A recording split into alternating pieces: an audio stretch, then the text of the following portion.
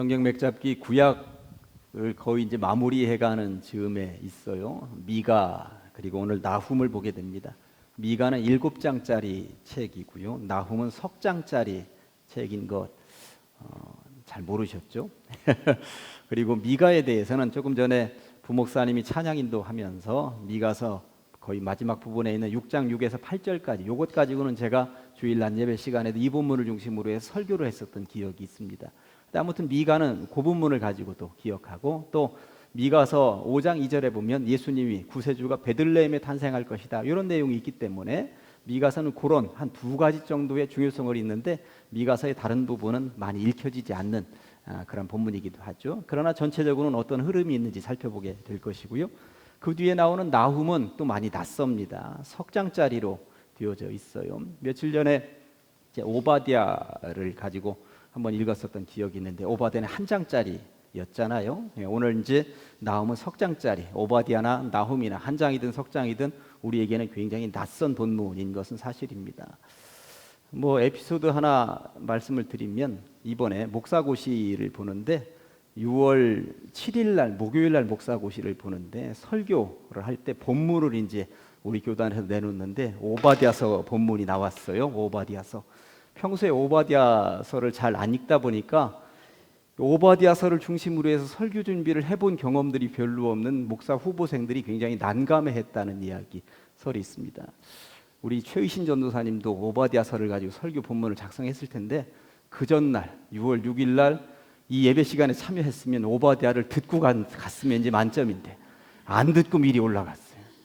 이게 참 하루 차이가 얼마나 대단한지 우리 하나님도 참 최 전사님은 하나님 참 원망스럽다 하셨을지 모르겠습니다만 그러니까 미리 올라가지 말고 저녁 참석하고 새벽 기도도 하고 올라갔더라면 얼마나 좋았을까 하는 생각이 드는데 이 하루 때문에 떨어졌으면 하여튼 그 하루 때문에 그렇구나. 마지막까지 본교회에서 최선을 다해야 되는구나 하는 것을 우리가 철저하게 깨닫게 됩니다. 아무튼 그런 일이 있었습니다. 오늘 미가서 나훔 보도록 하겠습니다. 미가는 어떤 사람인가 하는 본문 보겠습니다. 미가는 이사야하고 거의 동시대 사람이에요. 이것을 어떻게 알 수 있는가 하면 이 미가서나 이사야서나 몇 종류에 있어 비슷한 내용들이 같이 숨어 있는데 거의 비슷합니다. 미가서 1장 1절을 한번 보시겠어요? 자막에도 나오고 성경으로 보셔도 되는데 유다의 왕들 요담을 빼놓고는 뒤에 아하스 히스기야 시대에 모레셋 사람 미가에게 임한 여호와의 말씀 곧 사마리아와 예루살렘에 관한 묵시라 이렇게 되어 있습니다. 자, 그러면 이사야 1장 1절을 한번 보시겠어요? 유다 왕 우시야와 요담과 아하스와 히스기야 시대에 거의 왕이 거의 비슷하잖아요. 아모스의 아들 이사야가 유다와 예루살렘에 관하여 본 계시라. 이게 거의 동시대 인물이구나 하는 것을 알 수 있습니다. 동시대 인물이라 그런지 하나 더. 그런데 미가를 이야기하기를 모레셋 사람이라고 말하고 있어요. 모레셋이 어느 지역인지 아무리 기독교 역사학자들이 찾아보아도 모레셋이라고 하는 이름은 어디에 있는지 알려져 있지는 않습니다. 다만 시골 마을 어디 정도 되겠다 그런 생각이 들죠. 그래서 그런지 미가서는 읽어보면 시골스러운 냄새들이 조금 나기도 합니다. 하여튼 모레셋이 어디인지는 알려져 있지 않습니다. 다만 이사야라고 하는 인물은 아모스의 아들이라고 나와 있는데 이사야의 아버지 이 아모스가 아모스서를 쓴 그 아모스는 아닙니다. 다른 아모스예요. 그러니까 아모스서를 쓴 사람은 원어로도 아모스라고 되어져 있습니다만 이사야의 아버지 아모스는 아모츠의 원어적으로 이렇게 약간 차이가 있습니다. 하여튼 그런 것들은 상식적으로 알고 계시고요. 이사야와 미가가 성경상으로 거의 똑같은 본문이 등장을 하는데 두 사람은 전쟁을 싫어했구나, 평화를 원했구나 하는 내용이 미가서 4장 3절에 보니까 이런 말씀이 나와 있습니다. 그가 많은 민족들 사이의 일을 심판하시며 먼 곳 강한 이방 사람을 판결하시리니 무리가 그 칼을 쳐서 보습을 만들고, 보습이 뭔지 아세요? 쟁기날이잖아요. 쟁기날. 쟁기는 나무로 이렇게 틀을 만들어 놓고 날은 쇠로 만들었을 때 쇠가 이게 보습이잖아요. 그러니까 무기를 쳐서 농기구를 만들고 이런 말이에요. 창을 쳐서 낫을 만들 것이며 이 나라와 저 나라가 다시는 칼을 들고 서로 치지 아니하며 다시는 전쟁을 연습하지 않는 세상이 오면 좋겠다고 미가서 4장 3절에 나와 있는데, 이것과 거의 똑같은 내용이 이사야 2장 4절에도 나와 있습니다. 그가 열방 사이에 판단하시며 많은 백성을 판결하시리니 무리가 그들의 칼을 쳐서 보습을 만들고 그들의 창을 쳐서 낫을 만들 것이며 이 나라와 저 나라가 다시는 칼을 들고 서로 치지 아니하며 다시는 전쟁을 연습하지 않는 세상이 왔으면 좋겠다, 이런 이야기들을 하고 있다라고 하는 것입니다. 그러니까 거의 동시대에 두 사람은 전쟁이 없는 평화의 세상을 꿈꾸었구나 하는 것을 알 수 있죠. 그래서 그런지 이사야라고 하는 책은 별명이 붙어 있는데 구약 속에 복음서라는 별명이 붙어 있습니다. 구약 성경이지만 이 땅에 오실 구세주에 대한 예언이 가장 많이 숨어져 있는 책이 이사야라고 하는 책이잖아요. 그러니까 이사야는 읽으면서 이 구세주에 대한 이야기가 이렇게 보배처럼 보물처럼 보물찾기 하듯이 숨어 있는데 그것을 하나하나 찾아가는 재미가 있다라고 하는 거예요. 그래서 몇 주 전에 이사야를 공부하면서 이사야 때 이렇게 예언되어져 있었던 내용이 신약 시대에 이렇게 이루어졌습니다 하고 제가 비교하면서 알려드렸던 기억도 있습니다. 그런데 미가서도 읽어보면 아까 처음에 말씀을 드렸습니다만 예수님이 어디서 태어날 것이다? 베들레헴에서 태어날 것이다 라고 하는 것이 미가서에 분명하게 숨어 있다라고 하는 것입니다. 그러고 보니 구약 성경에 구세주에 대해서 아주 명쾌하게 기록된 책들이 이사야이기도 하고 미가서이기도 하고, 이 사람들은 동시대 사람들이고, 그러고 보니 전쟁이 아니라 평화를 기다리고 있다는 메시지도 똑같이 나오는 것은 구세주가 무슨 왕으로 오시는 거예요? 평화의 왕으로 오신다라고 하는 거죠. 그런 내용들을 이사야도 담고 있는 것이고 미가도 담고 있구나 하는 입장에서 성경을 읽어가면 미가서의 그 맛깔스러움을 우리가 간직할 수 있다라고 하는 것입니다. 그런 배경을 가지고 미가서를 이제부터 깊이 들어가 보도록 하겠습니다. 미가서는 크게는 두 부분으로 나누어져요. 1장, 2장, 3장 부분이 1부라고 볼 수 있으면 4, 5, 6, 7장이 2부라고 볼 수 있어요. 1, 2, 3장은 무언가에 대한 고발입니다. 나라가 망할 수밖에 없는 지름길로 달려가고 있다. 이것에 대해서 아주 적나라하게 고발을 합니다. 정의와 공의의 예언자라고 그러면 며칠 전에 보셨는데 누구였죠? 아모스였습니다. 아모스. 그래서 미가서도 1장, 2장, 3장만 읽어보면 이게 아모스를 읽고 있는 것은 아니겠는가 싶을 정도로 정의와 공의에 대한 내용들로 가득 차 있어요. 그래서 정의를 강조하는 목회자들은 아모스나 미가서를 굉장히 좋아하기도 합니다. 그렇다면 과연 어떤 정의로운 모습에 대한 이야기들을 하고 있는지 1장, 2장, 3장 다는 읽지 않고 몇 절씩만 인용해 보도록 하겠습니다. 미가가 고발하는 만연한 악행들의 첫 번째는 우상 숭배에 대한 내용입니다. 1장 7절에 보면 내용이 이렇게 되어 있죠. 그 새긴 우상들은 다 부서지고 그 음행의 값은 다 불살라지며 내가 그 목상들을 다 깨뜨려 버릴 것이라고 하나님께서 미가의 입을 통해서 말씀하십니다. 우상 숭배가 너무나도 편만하게 널려 있었다라고 하는 이러한 고발입니다. 미가의 입을 통해서 그러니 너희들이 망할 수밖에 없다라고 하는 이야기를 하고 있는 것이죠. 참고적으로 미가는 사마리아라고 하는 북쪽 이스라엘과 남쪽 유다 두 나라, 이스라엘 한 민족입니다만 두 나라에 공통적으로 던져주는 메시지였어요. 아무튼 우상 숭배가 비일비재하게 벌어지고 있었다. 이것을 고발하고 있습니다. 두 번째는 이 권력자들이 가난한 자들에 대해서 악행하는 것을 고발하고 있어요. 미가서 2장 2절에 보면 내용이 이렇게 되어 있습니다. 밭들을 탐하여 빼앗고, 누구 거 빼앗겠습니까? 가난한 사람들 거.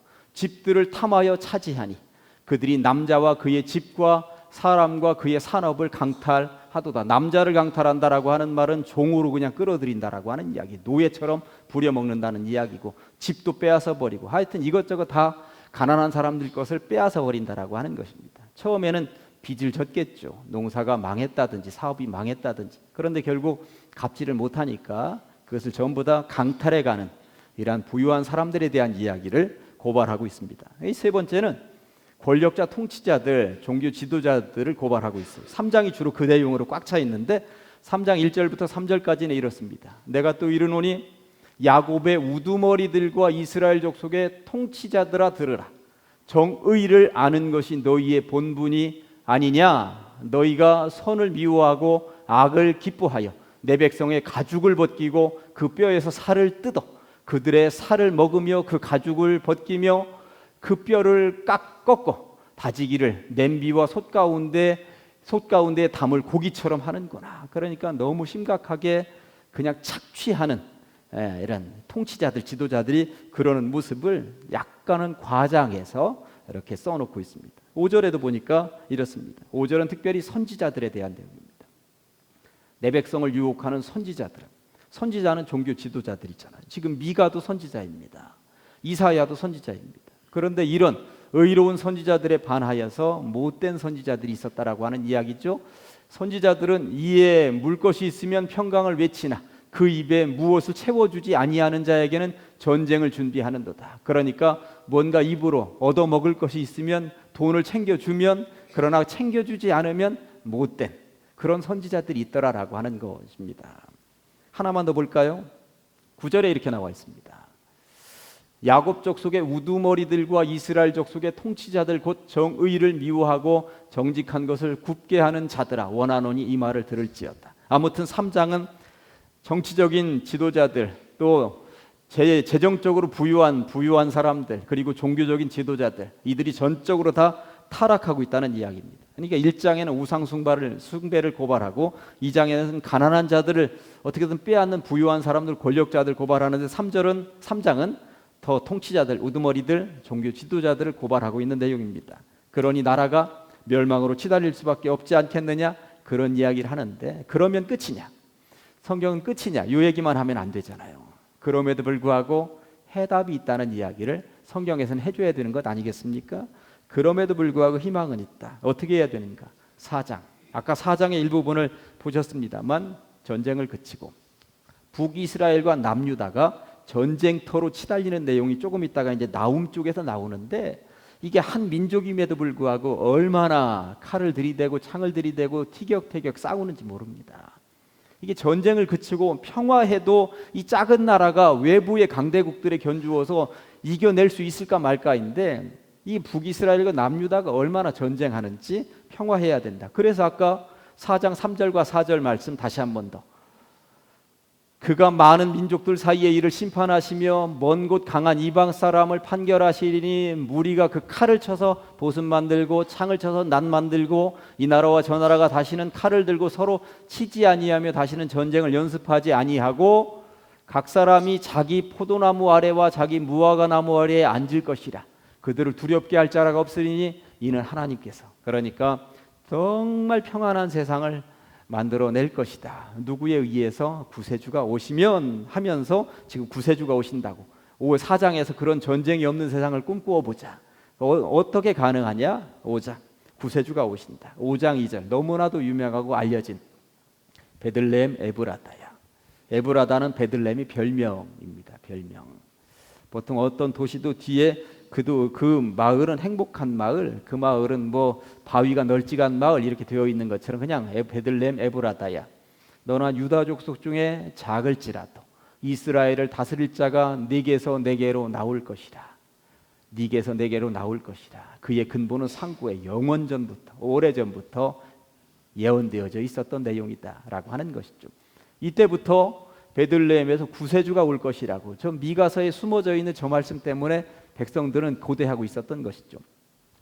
신약시대에 와서 동방박사들이 별을 따라왔다가 구세주는 왕궁에서 태어나겠지, 예루살렘으로 가서 구세주가 태어났습니까? 왕이 태어났습니까? 물었더니 헤롯 왕에게 무슨 일이냐 했다가 헤롯 왕이 서기관들에게, 구약 성경을 달달달달 외우고 있는 서기관들에게 묻는 장면이 나오죠. 구세주가 태어났다는데 얘들아, 구세주가 어디서 태어난다고 되어 있느냐? 서기관들이 딱 한마디 하죠. 어디서? 베들레헴에서. 미가서 5장 2절에 베들레헴에서 태어난다고 되어 있습니다. 알려주니까 동방박사들은 베들레헴으로 가는 것이고, 이 헤롯 왕은 가서 구세주가 태어난 거 보면 나에게도 알려줘라, 나도 가서 경배하마, 이렇게 했었던 것이죠. 그 베들레헴, 이게 미가서에 숨어져 있는 내용이다라고 하는 것 기억하시면서, 아무튼 구세주가 그렇게 오실 것이다. 그러니 이 땅에 살고 있는 우리들은 어떻게 살아야 되느냐? 하나님의 뜻대로 살아야 된다. 그렇게 6장에서 연결시키고 있습니다. 6장은 아까 찬양할 때도 마지막 찬양으로 부목사님이 선정해서 불렀습니다만, 미가서는 6장 6절에서 8절까지가 포인트일 수도 있습니다. 그 내용 한번 이제 천천히 보도록 하겠습니다. 6장 6절. 내가 무엇을 가지고 여호와 앞에 나아가며 높으신 하나님께 경배할까? 내가 번제물, 하나님 앞에 드리는 제물로 1년 된 송아지를 가지고 그 앞에 나아갈까? 여호와께 천천의 순양이나 천천의 순양이라고 하면 이게 엄청난 분량입니다. 아마 1억 마리 순양이라는 얘기일 거예요. 그러니까 엄청나게 많은 분량의 순양이나 만만의 강물이라고 하면 수십억 마리의 강물 같은 기름을 기뻐하실까? 내 허물을 위하여 내 마다들을 이렇게 번제물로 아브라함이 이삭 바치려고 했듯이 그렇게 드리면 내 영혼의 죄로 말미암아 내 몸에 열매를 드릴까? 차라리 나를 어떻게 드릴까? 이런 고민을 하고 있을 즈음에 그거 아니다. 뭐냐? 사람아, 주께서 선한 것이 무엇임을 내게 보이셨나니 첫째, 여호와께서 내게 원하시는 것은 오직 정의를 행하며 둘째, 인자를 사랑하며 셋째, 겸손하게 네 하나님과 함께 행하는 것이 아니냐. 그냥 놔두세요. 이거 놓치고 있었다는 것이죠. 앞에 1장, 2장, 3장에서 거듭거듭 얘기하고 있는 것이 뭐였어요? 정의 놓치고 있었잖아요. 정의로운 모습 하나도 없는 거 그거 질타하고 있었잖아요. 그리고 우상 숭배에 대해서도 질타하고 있었잖아요. 이게 인자를 사랑하는 모습 아니잖아요. 그리고 겸손하게 네 하나님과 함께 행하는 것 아니냐. 하나님께서 원하시는 것은 이것이다. 미가서는 이것 강조하고 있는 것입니다. 정의롭지 못한 세상, 완악한 세상, 악행들로 편만해 있는 세상 속에서 하나님이 정말 원하시는 것이 무엇인가? 미가는 이 얘기를 하고 싶었던 것이죠. 그러니 마지막 결론은 7장 18절에서 이렇게 내립니다. 주와 같은 신이 어디 있으리까? 이 말 하나 보면 되는 거예요.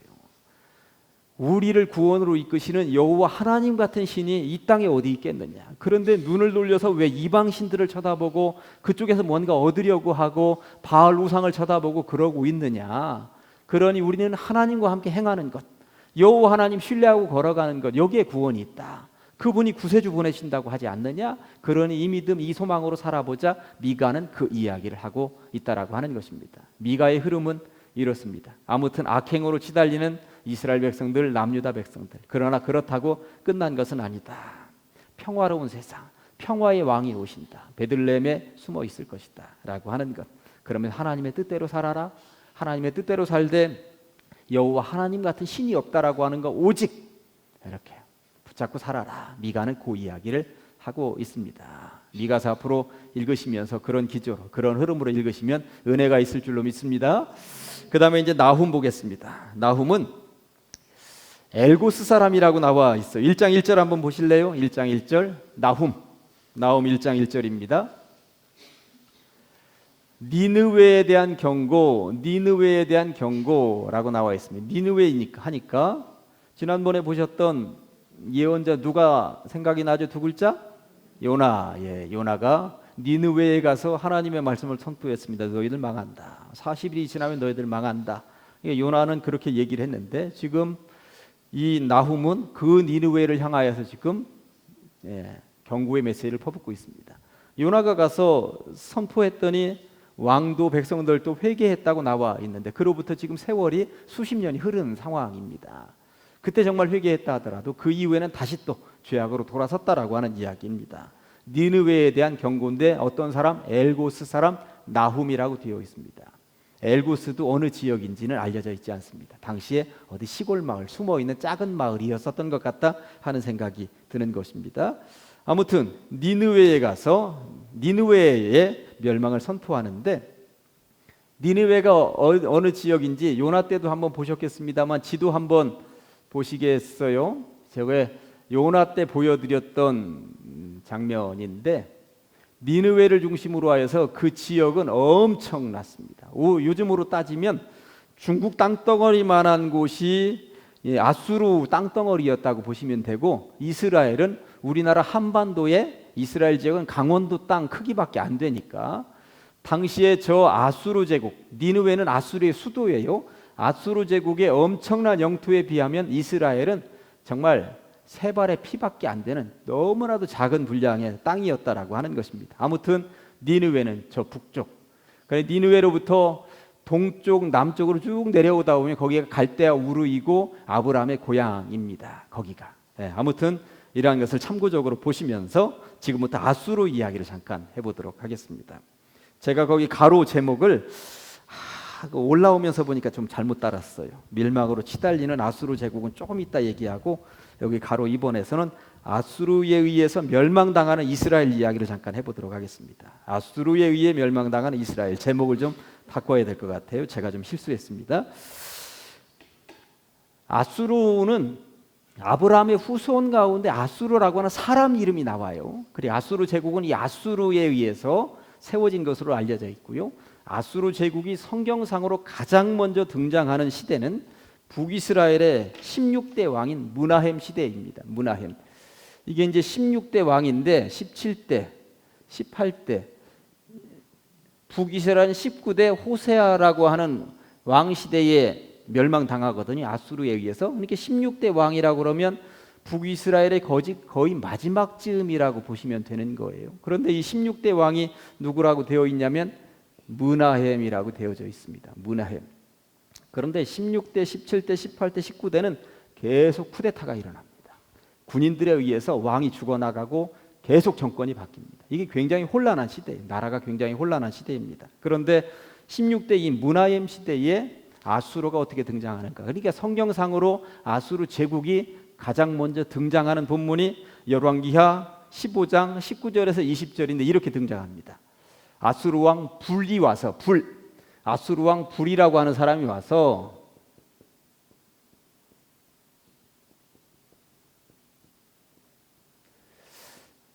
조금 있다가 이제 디글랏 빌레셀이라고 하는 왕 이름이 아수르 왕 이름이 등장할 거예요. 불이라고 그러면 이 디글랏 빌레셀하고 똑같은 사람 이름이라고 하시면 되는 거예요. 아수르 왕 불이라고 하는 사람이 왔다라고 했지만 쳐들어왔다는 이야기.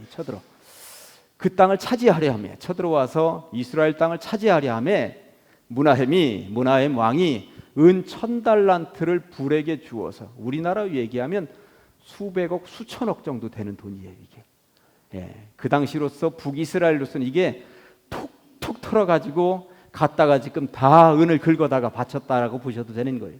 은 1000달란트를 이 불에게 주어서 그러니까 감당이 안 되는 나라였어요. 지금 여기도 지금 계속 쿠데타가 일어나면서 국내적으로 이게 통제가 안 되는 시대였고, 그때 이제 저 엄청나게 우리로 얘기하면 중국 땅과도 같이 엄청난 나라가 인해전술처럼 쳐내려오는 이게 감당이 안 되는 거죠.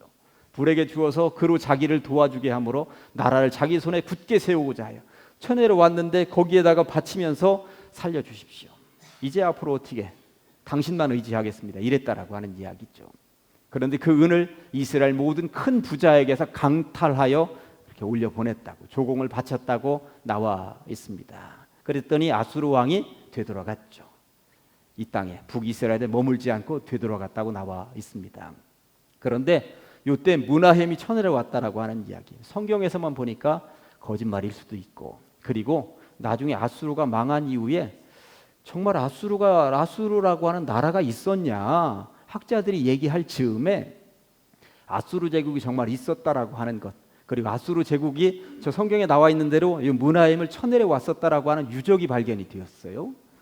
아수르 제국 그 수도 있었던 그 니느웨에서 유적이 발견되는, 유적 한번 보실래요? 예, 저거죠. 저게 이제 거기도 써놨습니다만 블랙 오벨리스크라고 하는 비석처럼 돌에다가 이제 글씨를 저렇게 새겨 놓았는데, 저걸 해석해 보았더니 일부가 이렇게 되어 있습니다. 므나헴이 두려움에 사로잡혔고, 므나헴이 두려움에 사로잡혔고, 그는 도망쳐 내게 항복하였다. 누구에게? 여기에게.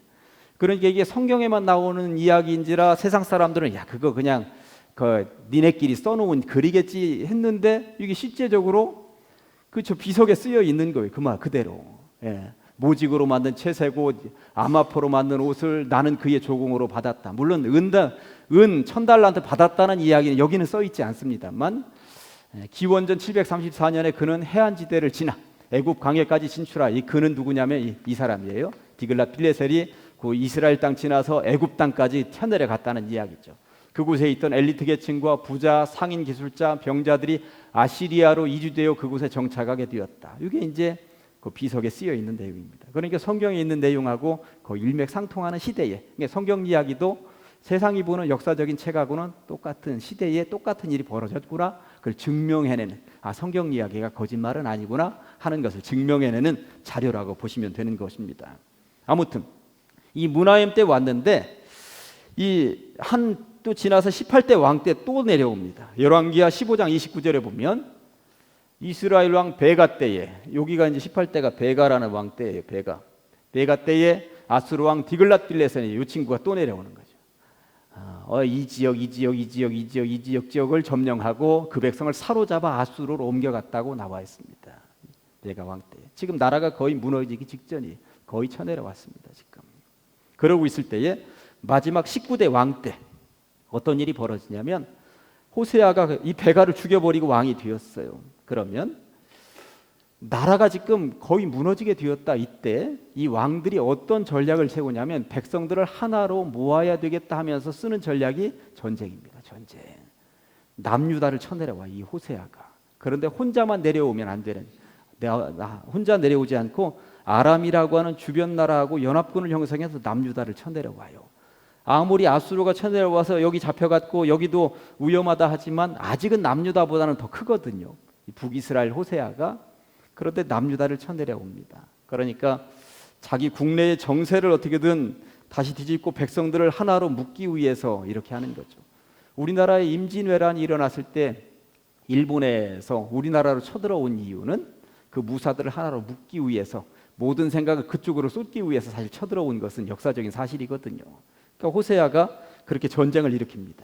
그때 남쪽 유다의 왕 이름이 아하스였어요. 아하스. 요 왕 때 남쪽 이름이 아하스였습니다. 남쪽 유다의 왕 이름이. 그런데 이 아하스 옆에는 참모, 그 예언자가 하나 있었는데 이사야였습니다. 이야, 이런 위대한 예언자가 옆에 있으니 얼마나 왕 노릇하기가 좋은 거예요. 그러니 이 호세아가 아람이라고 하는 옆나라하고 연합군을 형성해서 남쪽 유다 아하스로 쳐내려올 때 이사야가 기도를 해보니까 걱정하지 말아라. 저 북이스라엘이 남유다를 어떻게 하지 못한다. 다만 기도만 해라 라고 하는 지시가 하나님으로부터 떨어졌어요. 그게 이사야가 아하스한테 기도만 하면 되십니다. 기도만 하면 되십니다. 하나님께서 우리에게 승리를 주셨습니다. 북이스라엘이 어찌하지 못한답니다. 할 때 이 아하스가 무슨 짓거리를 하는지 아십니까? 열왕기하 16장 7절부터 9절까지 아하스가 아수르 왕 디글랏 빌레셀에게 사자를 보내 하나님께 기도하면 하나님이 살려주시겠다고, 이기게 해주시겠다고 하는데 이 아하스가 눈에 안 보이는 하나님은 못 믿겠다는 거야. 그래가지고 1, 2 사자를 보낸 거예요. 1, 2 사자를 보냅니다. 나는 왕의 신복이요. 나는 왕의 신복이요. 왕의 아들이라. 이게 굉장히 부끄러운 고백입니다. 하나님의 신복이고 하나님의 자녀이고, 이게 선택받은 민족이잖아요. 선택받은 민족의 왕이 지금 강대국 앞에 저 모양으로 하고 있는 거예요.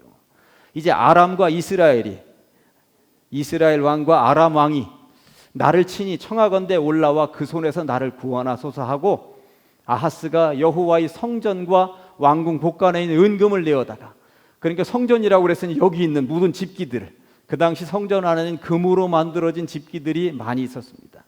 그러니 예배 드릴 때 쓰는 그 집기들을 아수르 왕에게 예물로 보냈더니 참 이 짓거리를 했으니 아수르 왕이 그 청을 듣고 곧 올라와서 다메섹을 쳐서, 다메섹은 아람 나라 수도 쪽 있죠. 그러니까 이 덕분에, 이 때문에 아람은 무너져 내립니다. 점령하여 그 백성을 사로잡아 기르로 옮기고 또 르신을 죽였다. 아람 왕이 그때 죽어나갑니다.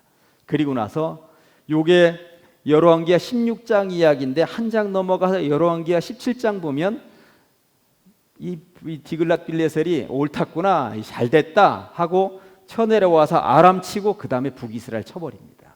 북이스라엘 요때 무너지는 거예요. 요때 민족끼리 찌그락찌그락 하다가 열왕기하 17장, 아까 16장에서 그렇게 쳐내려왔는데 17장 조금 가서 호세아 마지막 왕 제9년에 아수르 왕이 사마리아를 점령하고, 사마리아는 북이스라엘의 수도 이름이죠. 이스라엘 사람을 사로잡아 아수르로 끌어다가 고산 강가에 있는 할라와 하볼과 메대 사람의 여러 고을에 두었다. 이게 지금 멸망했다 쓰여 있지는 않지만 저게 멸망했다는 한 줄짜리 역사적인 기록입니다. 그렇게 아수르에 의해서 멸망당했다라고 하는 것이죠. 참 부끄러운 역사였습니다. 부끄러운 역사였어요. 북이스라엘은 자기 살겠다고 외국 세력 합쳐가지고 남유다 쳐내려오고, 남유다는 쳐내려오니까 기도만 하면 살려주시겠다고 하는데 하나님을 의지하지 않고 강대국 의지하고, 요게 참 어두운 시대예요. 그 때문에 북이스라엘 멸망당해서 나가고 이렇게 됐습니다. 참 부끄러운 역사 기록입니다. 이럴 때 그러면 선택받은 민족들만 멸망당하느냐? 그렇지 않다. 나훔은 니느웨, 아수르 너희들 기고만장하고 있지만 하나님은 너희들을 쳐다보고 계시다라고 하는 이야기가 오늘 본문 1장 2절과 3절에 나와 있는 거예요. 니느웨 너희들도 기고만장하지 말아라. 너희들도 무너진다. 백성들아 너희는 다 들을지어다. 땅과 거기에 있는 모든 것들아 자세히 들을지어다. 주 여호와께서 너희에게, 너희는 누구의? 니느웨에게 대하여 증언하시되 곧 주께서 성전에서 그리 하실 것이니라. 여호와께서 그의 처소에서 나오시고 강림하사 땅의 높은 곳을 너희들 멸망당할 것이니까 절대 기고만장하지 말라. 이런 말씀이죠. 내버려 두지 않을 것이라고 그렇게 말씀하십니다. 그리고 나서 제가 그런데 1장 2절과 3절을 읽지 않았네요. 1장 2절과 3절은 다른 부분이에요. 그죠? 내가 어째 이상하다 했어요, 방송실. 여러분 성경책으로 돌아가서 나훔 1장 2절과 3절입니다. 나훔 1장 2절과 3절. 여호와는, 성경책으로 보세요. 나훔 여기 뒤에 있으니까, 여호와는 질투하시며 보복하시는 하나님이시니라. 여호와는 보복하시며 진노하시되 자기를 거스르는 자에게 여호와는 보복하시며 자기를 대적하는 자에게 진노를 품으시며 여호와께는 노하기를 더디하시며 권능이 크시며 벌받을 자를 결코 내버려 두지 아니하시느니라. 무슨 말이에요? 노하기를 더디하게 하시지만 참고 기다리다가 끝까지 기다리시는 것이 아니라 언젠가 심판하신다라고 하는 것입니다. 끝까지 내버려 두지는 않으실 것이다. 니느웨 너희들 기고만장해서 한없이 전체를 다 집어삼키면서 너희들이 다 휩쓸어 갈 것 같지만 너희들의 죄악 그냥 내버려 두지는 않으실 것이다. 너희들도 폐허가 될 것이다. 2장 8절과 10절에서 너희들도 폐허가 될 것이다 예언을 하십니다. 2장 8절과 10절 안 해놨어요? 니느웨는 예로부터 물이 모인 못 갔더니 이제 모두 도망하니 서라 하나 돌아보는 자가 없도다. 패망해서 물러갈 것을 예언하고 있는 거예요. 은을 노력하라, 금을 득탈하라. 그 저축한 것이 무한하고 아름다운 기구가 풍부함이니라. 니느웨가 공허하였고 황폐하였도다. 주민이 낙담하여 그 무릎이 서로 부딪히며 모든 허리가 아프게 되며 모든 낯이 빛을 잃을 정도로 니느웨가 엄청나게 부유했었던 그 나라가 무너지게 될 것이다 라고 하는 것입니다. 그러면서 참 성경이 기가 막힌 내용이 뭐냐면, 멸망당하는데 어떻게 멸망당하는지 아세요? 물론 이 아수르가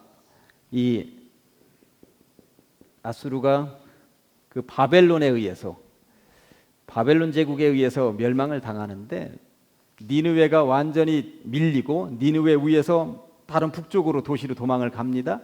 그런 이후에 니느웨가 멸망당하는 것이 오늘 여기 본문에 나와 있는데 1장 8절에 이렇게 나와 있습니다. 나훔서 1장 8절에 그가 범람한 물로 그곳을 진멸하시고 이렇게 나와 있습니다.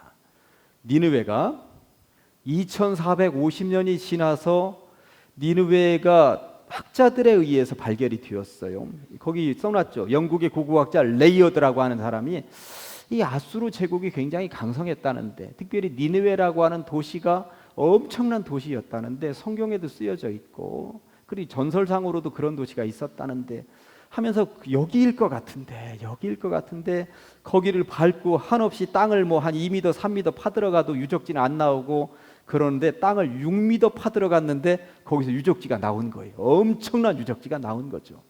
그러면서 아까 그 비석 같은 것이 거기서 발견이 된 거예요. 근데 이 6m를 파들어가야만 도시가 나올 수밖에 없었던 것은 그 홍수가 나가지고 모든 토사가 거기 그 도시를 완전히 휩쓸어 버린 겁니다. 정말 오늘 성경에 나오는 1장 8절 말씀처럼 물이 휩쓸어서 토사가 완전히 도시를 6m나 그 덮어버릴 정도로 나라가 무너져 내렸다라고 하는, 이게 역사적으로 나온 얘기예요. 그러니까 나훔서 1장 8절 그 말씀 그대로 망했구나, 역사학자들, 기독교학자들은 얘기하는 거죠. 아까 1장 8절 다시 한 번 더 보여줄래요? 1장 8절 그가 범람한 물로 그곳을 진멸하시고, 이 말씀대로 성경 말씀이 틀림없구나, 그 말씀대로 그대로 니느웨가 무너져 내린다라고 하는 것입니다. 그러면서 예수님 오시기 609년 전에 무너져 내렸었던 이 니느웨라는 도시가 신약 예수님 오신 뒤에 1846년에 발견이 되었으니까 거의 2450년 동안 땅속에 토사 모래밭 속에 6m 밑에 숨어 있다가 학자들에 의해서 나중에 발견이 되었고, 그때 발견된 저 비석 같은 오벨리스크라고 하는 저 비석이 대영 제국 영국 박물관에 지금 보관이 되어 있다라고 하는 것입니다. 거기에 성경 이야기가, 이 문하임 이야기가 쓰여져 있다라고 하는 이야기인 것입니다. 아무튼 나훔서를 읽으면서 하나님의 역사가 틀림이 없구나, 이런 거구나. 그리고 세상에서도 인정하지 않을래야 인정하지 않을 수가 없구나 하는 것을 알게 됩니다. 그리고 아무리 강대국이라 하더라도 다 무너질 수밖에 없구나. 기고만장하면 아수르가 그랬고, 바벨론이 그랬고, 페르시아가 그랬고, 오늘날도 표현이 좀 그렇습니다만 미국이나 중국이나 기고만장하면 무너집니다. 아무리 강대국이라 하더라도 하나님 앞에서는 자그마한 제국밖에 안 된다라고 하는 사실을 기억하면서 살아야 할 것입니다. 그러니 우리는 어찌 살아야 할까요? 오늘 결론은 미가서 6장 8절입니다. 어떻게 살아가야 할 것인가? 신앙인들은 쉬운 성경으로 말씀을 보겠습니다. 두 번 합니다. 시작. 사람아, 그분이 내게 말씀하셨다. 무엇이 선하며 여호와께서 너희에게 요구하시는 것이 무엇이냐? 그것은 의를 행하고 인자를 사랑하며 너희 하나님과 함께 겸손히 행하는 것이 아니냐? 사람아, 그분이 내게 말씀하셨다. 무엇이 선하며 여호와께서 너희에게 요구하시는 것이 무엇이냐? 그것은 의를 행하고 인자를 사랑하며 너희 하나님과 함께 겸손히 행하는 것이 아니냐? 아멘. 기도하십니다. 하나님 아버지, 주님의 은혜를 감사합니다. 성경 맥잡기 오늘은 미가서 나훔을 통하여서 말씀을 듣게 하시니 감사합니다. 아무리 강한 민족이라 하더라도 하나님 앞에는 하나님이 한번 힘쓰시면 무너질 수밖에 없다라고 하는 사실을 깨닫게 하여 주시옵시고, 무엇보다도 하나님께서 정말 원하시는 것이 무엇인지 온전히 깨달아서 정의를 행하며 인자를 사랑하며 하나님과 함께 겸손히 행하는 주의 백성들 다 되게 하여 주시옵소서. 예수님의 이름으로 기도합니다.